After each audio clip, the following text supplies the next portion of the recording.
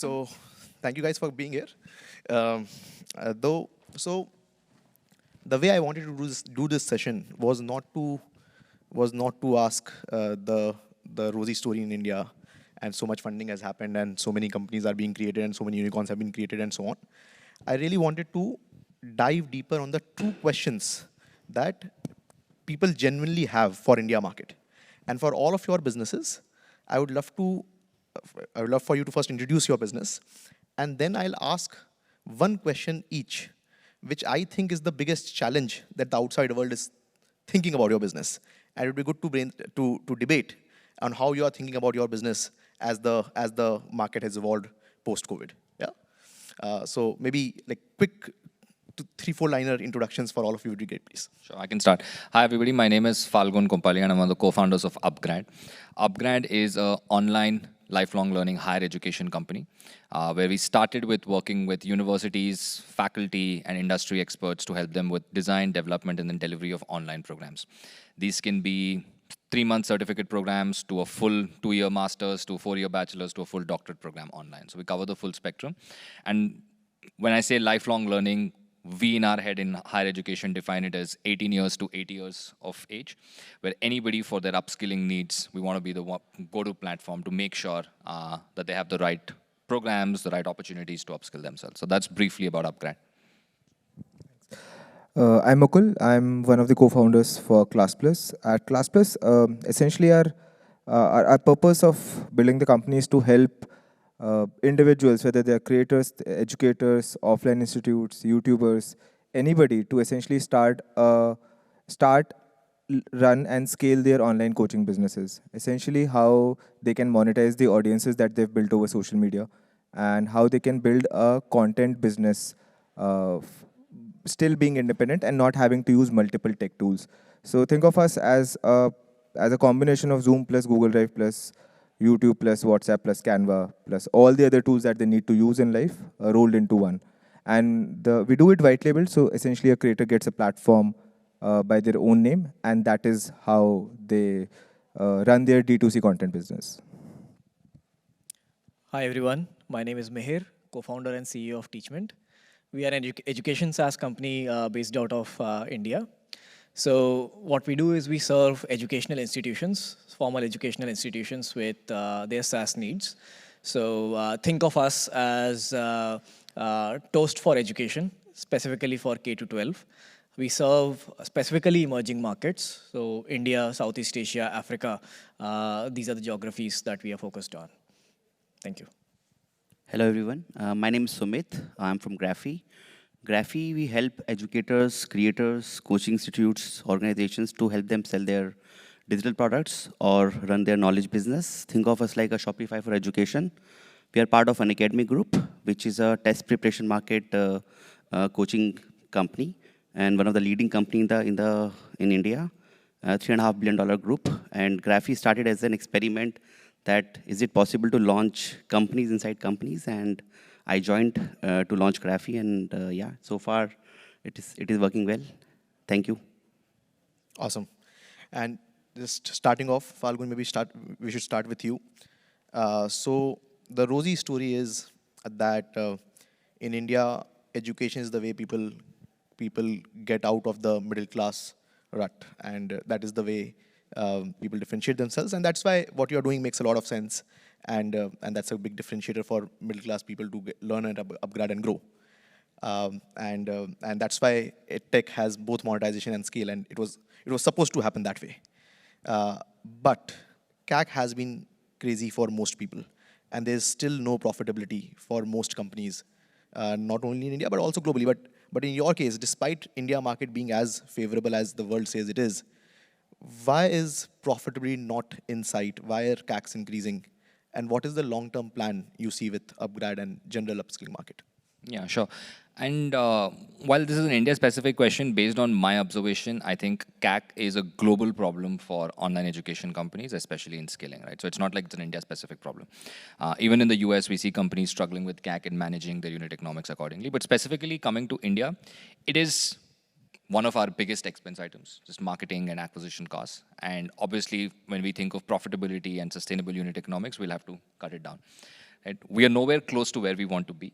But I think we are headed in the right direction as an organization in terms of what we want to do, right? So I think a couple of things that we think of as long-term levers is that in education, I think the strongest marketing that can happen in the long run is the outcomes and the word of mouth that you can drive from your programs, right?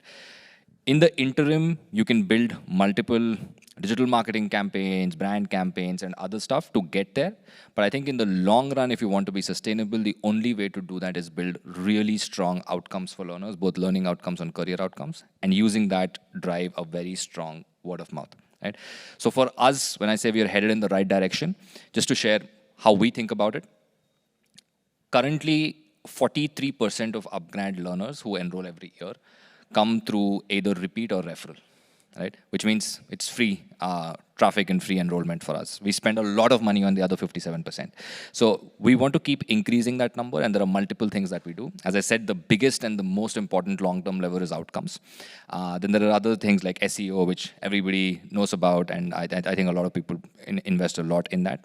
But beyond that, I think one of the things that we've been able to do is, which is interesting, and that's why we use the word lifelong, is once you get in a learner, are you able to service that learner beyond just that one particular course or one particular program? I think becomes really important. That's where when we started off in India, our courses were typically long form, on average 12 months. They were on average expensive for the Indian market, where each student was paying us close to $5,000, $6,000. And the assumption was that, look, once a student does this, they're never going to come back, right? It's a one-time purchase, so your CAC is always going to be very high. What we've been able to drive is, and what we've been able to change is that, as I said today, in the 43% that I mentioned, roughly 20% are repeat learners.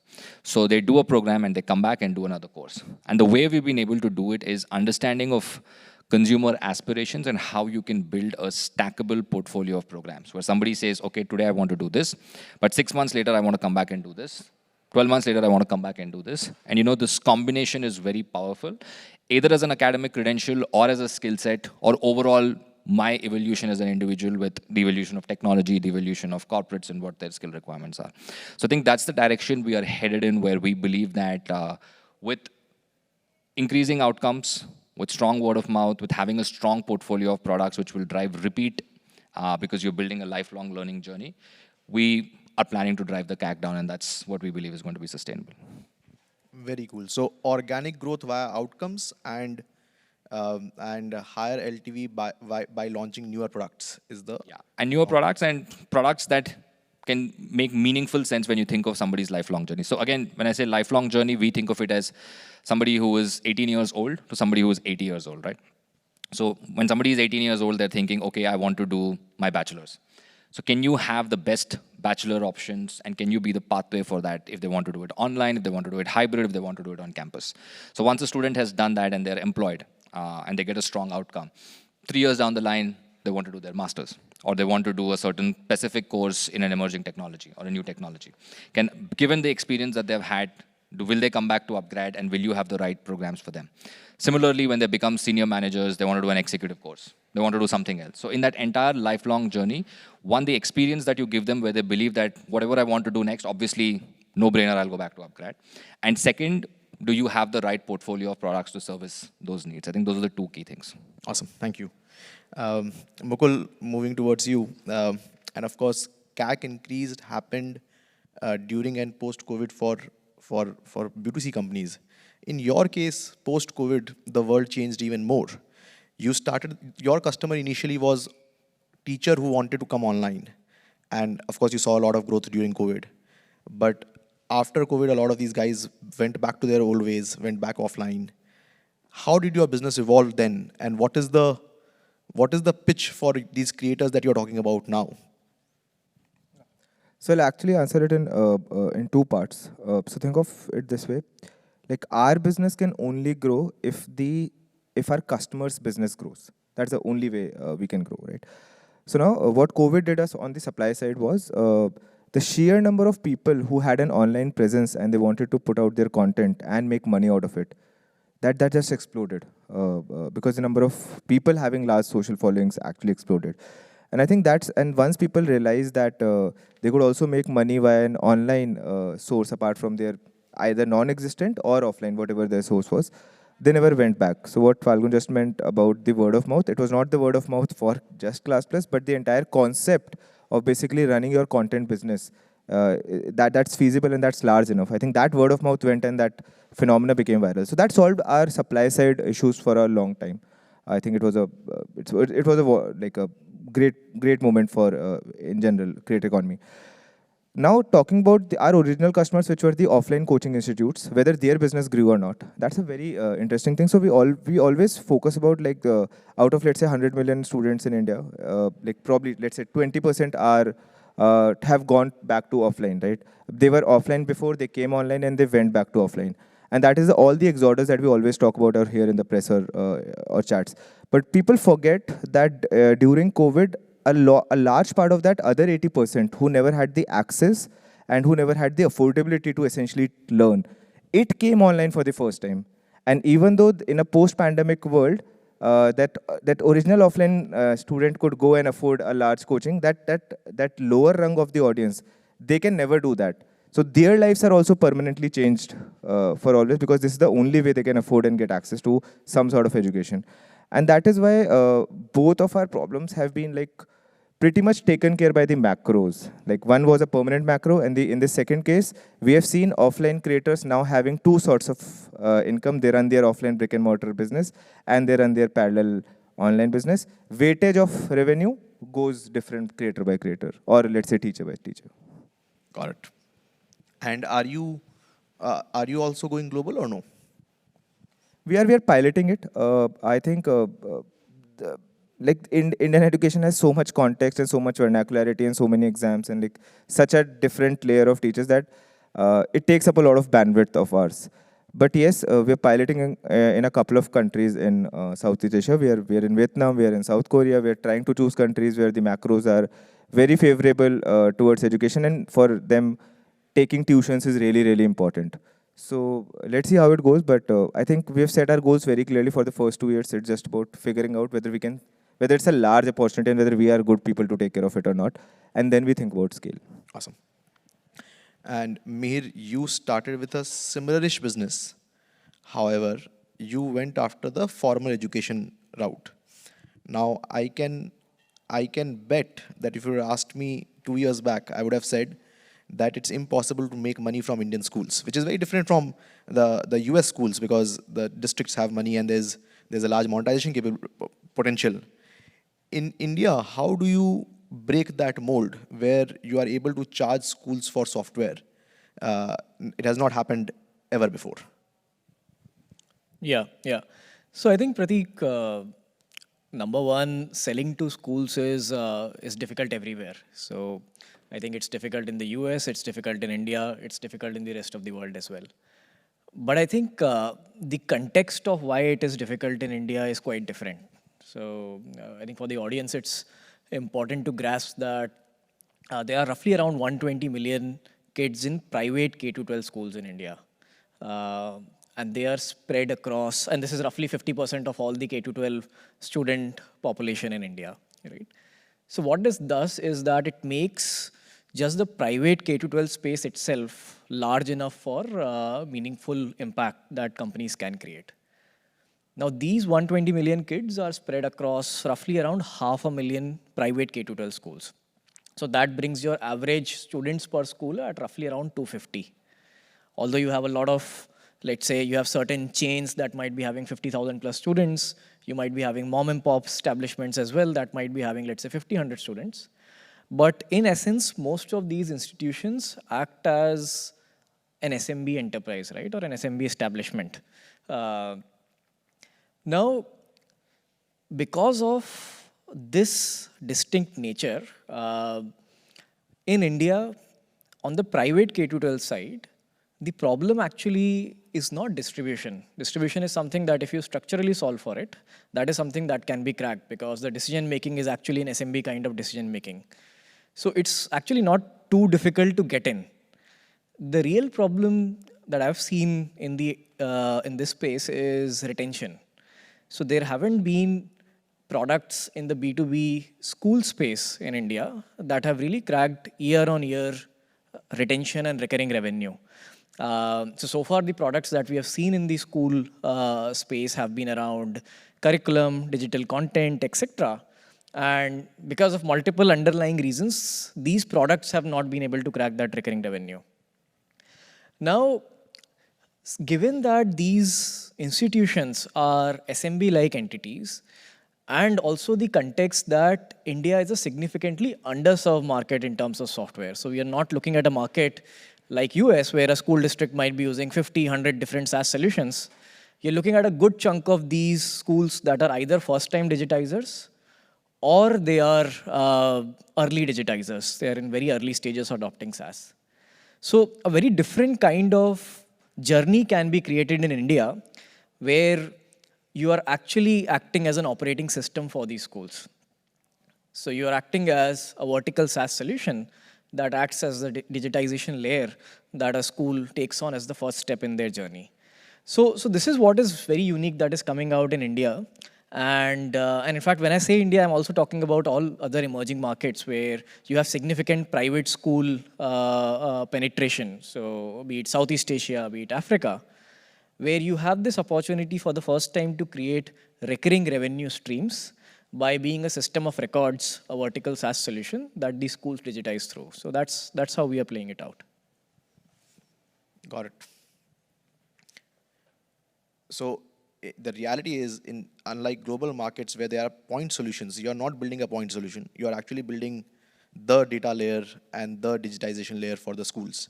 Correct. So India, we have realized, is not a point solution market at all when it comes to school SaaS or school solutions, because the problem statement is at a much more fundamental level right now. Right, you're looking at, first of all, how do you digitize your ledgers, your bookkeeping? How do you let's say bring your student records online? How do you capture teacher attendance, student attendance? How do you let's say build a seamless enrollment experience? So it is still at, the first step is still at building that system of records for these schools. And beyond that, it then diversifies into different aspects that we can add value. So that's where the ecosystem is. Awesome. Thanks. Moving to Sumit. Sumit, Unacademy is a very unique company. It started in a very focused manner. It started as a test prep, live, online for UPSC exam only. But over time, they went to the other categories. They went into K-12.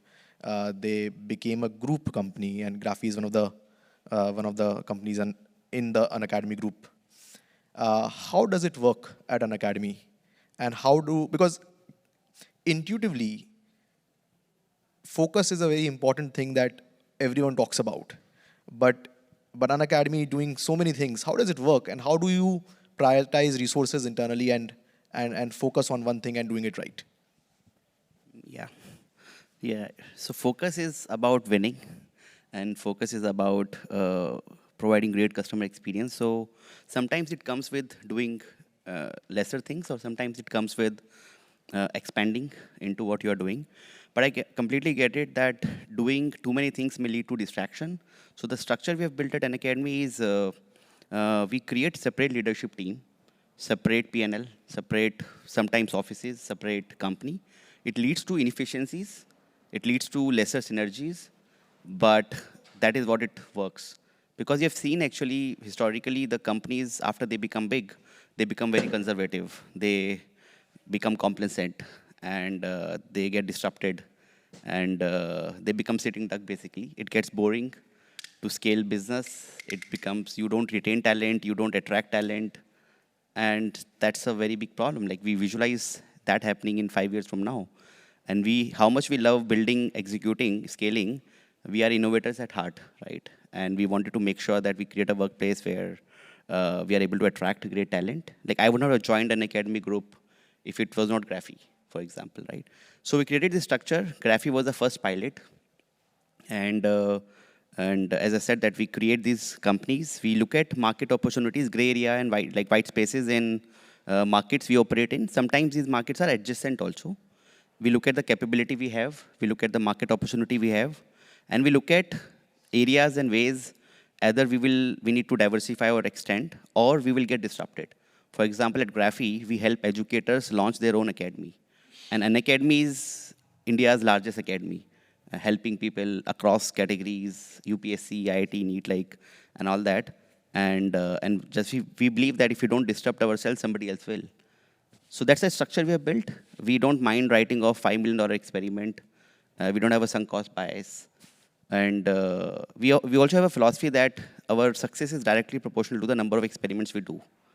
So to answer your question about focus, people, we get leaders who focus on particular experiment. However tempting it is to have that leader take care of multiple things. I don't take care of anything in an academy. My only job is to run Graphy. Though I can take more, but that's the recipe for disaster. And that's what we do. We create these ideas 0 to 1, give them time, and we're absolutely fine failing. So as much as we scale or we launch new ideas, we kill also very quickly. Awesome. So culture of experimentation is the key for an academy, experimentation mindset. Awesome. And talking about failure, I would love for all of you, all of you have built companies of scale already, but I'm sure looking back, given so much has happened over the past 3-4 years, you would have had some point of view of the mistakes you have done. So I'd love to learn from each of you. If you had to do this journey again, what would you have done differently? And that would be good advice for the entrepreneurs here in this room as well. Maybe Phalgun, you can start, please. Yeah, I think multiple things. Obviously, the biggest thing that I think we have gotten better at over time is hiring, right? And we have made so many mistakes, especially I think in the journey of UpGrad when we were a very small team, 4-5 people in the initial days. It went to about 100 people in the first 2 years, right? And I think till then it obviously is a very cozy, nice setup. But then after we found the product market fit and we wanted to scale, we went from 100 to 500 people within a year. And then from 500 to 2,000 people within another year, right? So when you look at that kind of scaling, I think there are a lot of processes that were not in place and we were not prepared for it. And obviously at that kind of scale and that kind of pace, you bring in external management as well. We bring in CXOs, etc. And I think that's, again, something where we had a massive learning curve in terms of who the right people are. There's nothing wrong with any particular individual, but I think it's also very important to find the cultural fit in terms of how they work with the rest of the team, how they work with the founder group, etc. So I think that's one big area of learning, and I wish I had known some of the tricks earlier. I'm still sure we continue to make some mistakes, but I think we've gotten much better at it. The second thing I would say is, I think as entrepreneurs and creators, I think we get a little too optimistic and carried away at times. So there have been various initiatives where I think there are so many times where we felt that, look, we should not have gotten into that too soon, so soon. And then we have to pull back because lack of focus, prioritizing projects, etc. So I think now we are at a place where while we still put in a lot of work in terms of experimentation and new projects, we are much, much more choosy around what we want to do, and it's more thought through than the initial optimism that we had about, okay, if it's a cool idea, let's just go pursue it. So I think we've evolved as an organization there. So yeah, these are 2 or 3 key things, but as I said, there are multiple and we can go on. So I'll stop there with those 2 things. What cool idea do you regret the most? What cool idea do you regret the most? I think when we started off, one of the solutions that I spent a lot of time is similar to what Mukul spoke about. I think, and Mihir also, we started off saying that, look, there are a lot of universities that require a SaaS type solution for them to be successful, right? Similar problems that you spoke about. They don't have a digital infrastructure. They don't have good content creators, etc. So we said, my idea was like, we want an Intel Inside. Like Intel Inside is so famous as a brand inside a laptop. Why can't we build an UpGrad Inside for all universities? Where they say that, look, this is the core infrastructure that we want to run the university on, which makes everything more efficient across faculty management, student management, software, everything else, right? So I spent a lot of time doing that in the early years of UpGrad. It didn't go anywhere because we were doing too many things, and that's something that we shut down. I still think it's a very exciting idea and somebody will build it, but we just decided not to pursue it. Awesome. Thank you. Mukul? I think So I think personally, I'm a people's person at heart, and I think the biggest differentiation between any teams or like whether it's sports teams or companies or whatever, I think it's actually only and only about people. Everything else can be either replicated or bought with money, or be learned from internet and other people, right? I think a large part of what I'll say is very similar to what Phalgun said, which is around hiring. But I think that there's one more thing that we've realized. Despite making all those mistakes, I still can't confidently say that we can hire very well. Because the amount of finite time that you spend with a guy before, when he's on the sell side, right? And he will do what, and you are also like excited on the buy side, right? In like you are essentially taking a sales decision whether to buy or to sell in a very quick hurry, right? The quick hurry is relative to the time he'll spend in the company. If he's spending 5 years, you'll probably take 5 weeks. It's still very, very short. And I think impulsive decisions are like bets or gambles at best. So they will go wrong. And I've stopped punishing ourselves or our team members for hiring wrong. I know that those mistakes will happen. We'll lifelong make those mistakes. What we can do is that clean that mistake very quickly. And I think that is the delta that is in our hands.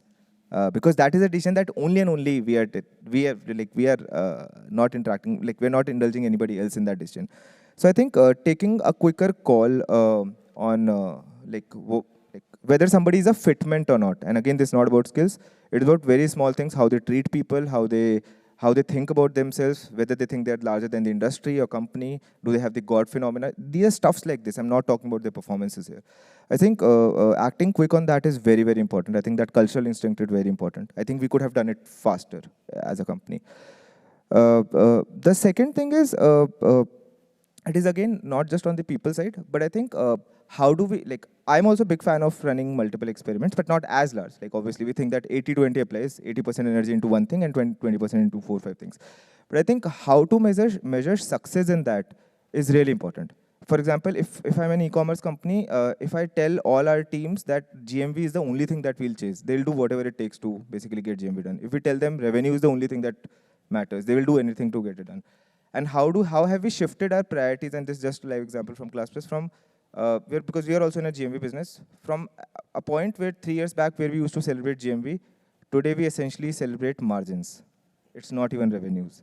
And I think setting that benchmark on what should be celebrated and what is the right metric to be really proud of is, I think, the biggest thing that we as founders can do. And I think we should have done that, and we should have learned that sooner. We would have saved a little bit of money, and obviously, we would have been probably a little bit ahead of where we are today. Awesome. Finding the right metric and aligning the team is the key. Good. Thank you. Mihir. I think our learning has been that you cannot run n number of experiments in parallel, right? So our learning has been that we were doing too many things than we should have been at the same time, right? So there has to be. So we fundamentally do believe, like the others on the panel, that experimentation ultimately unlocks newer value, right? And that is what creates that step jump in the business. But being very critical and precise about what are the experimentations that we are running at the moment, how many of them are we running, and what we can actually do justice to, that is something that we have become super diligent on now. That you cannot be taking 10 strategic bets in the company at the same time, then neither are they strategic bets, nor you are actually doing justice to them. You're actually taking them to failure in some sense by doing too many things at the same time. So that has been our big learning, that experimentation needs to be controlled, it needs to be focused, and you cannot spread too thin on too many things. All right. Sumit. I think we tried being that, but still there was a possibility of improvement. I think being clinical about pivots, being very, very clinical about pivots. So what happens, we change business model, we launch new products, we change features, we change strategy, we try to launch international, but we do not behave in a clinical way. Like, we still hold on to things. We change subscription model to revenue share model.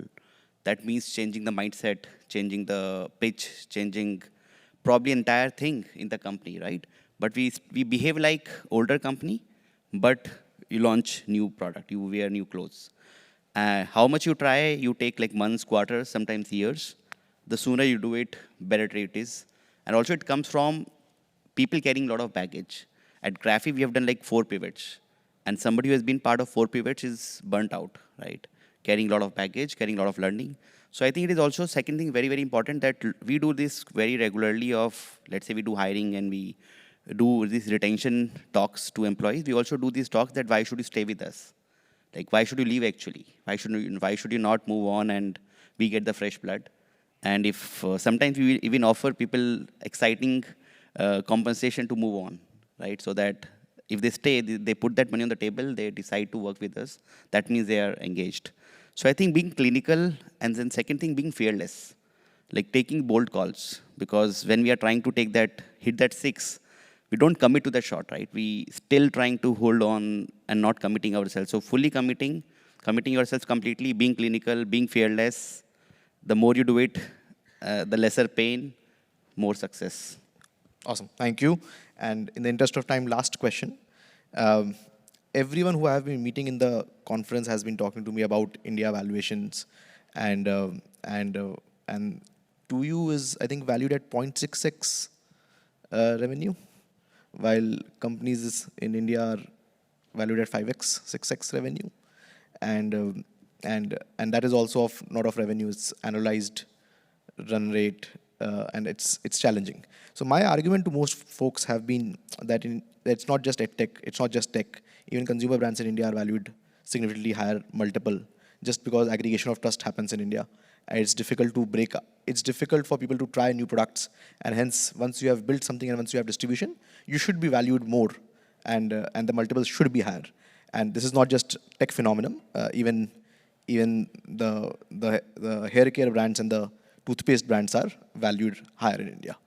But I'm sure investors, whoever are talking to you in this conference, are asking those questions. So what would be your advice to entrepreneurs here, and how are you handling that question? Because valuations across the board has been high. So whoever wants to pick it up, maybe. Yeah, I can start. I think valuations in India are high. It could be, there are multiple factors to it. One is obviously that it's a different growth story. It's a different underserved market, the penetration that's possible, all of that stuff, right? So I think just the headroom for growth is significantly larger, and that's an exciting thing that's baked in, for right or for wrong. But overall, just from a valuation standpoint, obviously it is significantly corrected from 2 years back, right?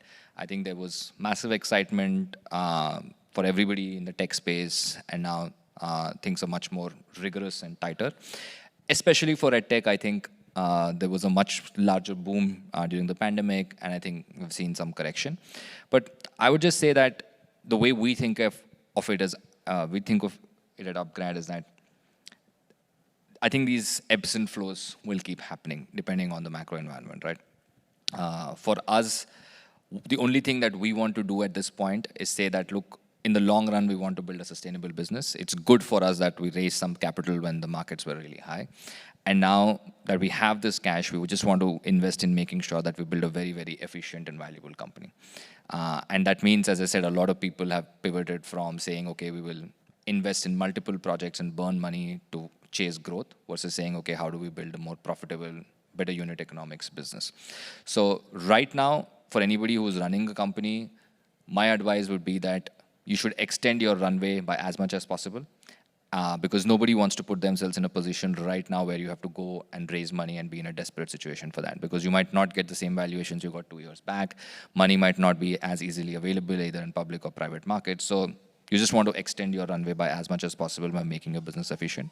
And second, I would say that you really need to focus on what are the 3 or 4 core competencies or the core markets or projects that you want to work on, and stick to those and make sure, as I said, that they are run more efficiently.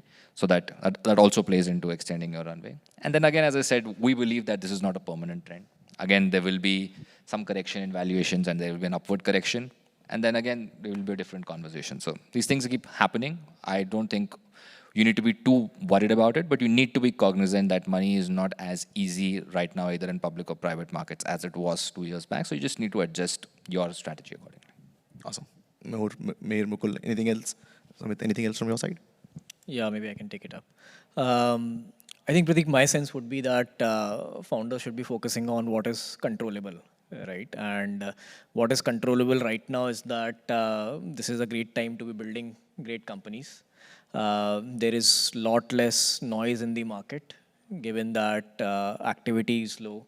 Uh, this is a great time to be focusing on building the company's fundamentals because nobody is expecting any company to be chasing growth and growth at all costs, right?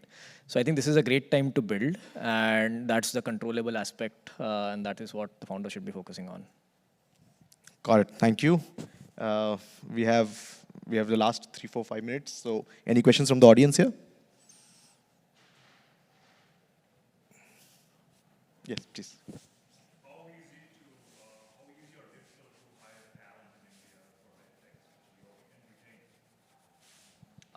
I can start, and obviously all of us will have very strong views on this. I think there is, the good part in India is that there is talent available, and I think given our demographic, there's a very exciting talent pool that's available. Personally, one of the things that I was very excited about is similar to IT, how can India become the EdTech talent capital of the world? And I think it was possible because, and it still is possible because we were building things at scale to solve for the challenge in India in EdTech, both in K-12 and higher ed. And I think the learnings there are easily transferable to multiple other markets. Right? So for example, if you need a great TA, like why can't a TA sitting in India help students globally? Right? If you need great faculty, if you need great IT infrastructure, etc. So I think we are very excited about the idea and the opportunity for India to be the EdTech talent capital of the world, and I think it's very possible given the skill set that's there and the scale that's that solutions are already solving for. But that being said, obviously there will be. I would say that if you asked me 2 years back, I think it was a market which favored the candidates and talent because I think it was crazy. Like we had people who would accept the offer and not turn up on that day. Right? We didn't even hear back from them. We were expecting them in office and they didn't turn up. And that was not 1 or 2 exceptions. It happened like with 5% of everybody who was supposed to join. Similarly with retention. There were a lot of companies, as I said, there was a lot of hot air in the system. And I think people were getting insane salaries and people were moving around a lot. For tech, for example, I was mentioning it yesterday that we found it so hard to hire high-quality engineers at reasonable cost in India that we set up a 40-people tech team in Vietnam. And I know companies that set up tech teams in Poland for Indian companies, right? So I think there will always be that. It will be you will have to, at the end of the day, your job as founder, and I think the most important job as a founder is to make sure that you're able to attract and retain great talent. It is always challenging because great talent has multiple options and they will look at it and they will be selfish about it. And there's nothing wrong with that, but you need to be able to build an organization where you're able to attract and retain great talent. So I think there is a lot of talent that's available to answer your question, but it's not easy. I think you will have to work hard to make sure that you are the employer of choice for the talent that you're looking at. I'll actually take a point on this, a little radical. I think this is the easiest time to hire talent in India, especially for segments which have some sort of an impact element to it. Segments like education, health, agriculture. I will tell you how I personally measure talent. If there's a role, and if you, over a 10-year journey, if you have to hire for that role 7 times, and you spend like 2 weeks every time, like there's a lot of, like it's 14 weeks plus all the transition time.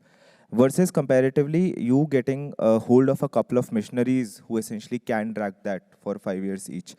I think I think measuring time on a long basis is very important, and I think these are segments, the ones I mentioned. These are not the segments where good talent can be just excited by the numbers growing every day, because one, numbers don't grow as fast in this. These are like slow burner segments. These are like long statement problems. So plus it has a little bit of impact. Plus these are also segments where you can't just pump in money and expect to see. These are not fashion apparel. No offenses to anybody fashion apparel, but these are not the businesses where you can transform things overnight, because education is a long-term thing. And I think that is where we need people who have extreme high patience and an intrinsic need to do that. For example, I'll tell you, people whose parents or immediate families have at least one teacher, I'm talking about employees at Classplus, employees whose families have at least one teacher, they have tend to stuck out way longer than the ones who have not because they can relate to it. And that is why I say that this is the time where the froth will go out. People forget money and everything. Even if a great talent does not have that DNA to basically really want to make this change happen, we'll still not hire him. Because we are not hiring it for a 2-year period. We're not hiring him for a project. We're not hiring him for a pivot. We are hiring him so that when we reach the ultimate journey, whether they are there or not. And that is why this a timing like this helps you clear all the froth from the market and all the people who want to join your company for different reasons like pay package or brand, adding a brand to your resume or whatever else. All of those people go away. So the only thing left is the residue at these Awesome. times. Thank you. Fantastic quote to end with. Sorry, we are out of time. Can we? Okay. I think we can take. Yeah. Okay. Please. Or we can take it off. Yeah.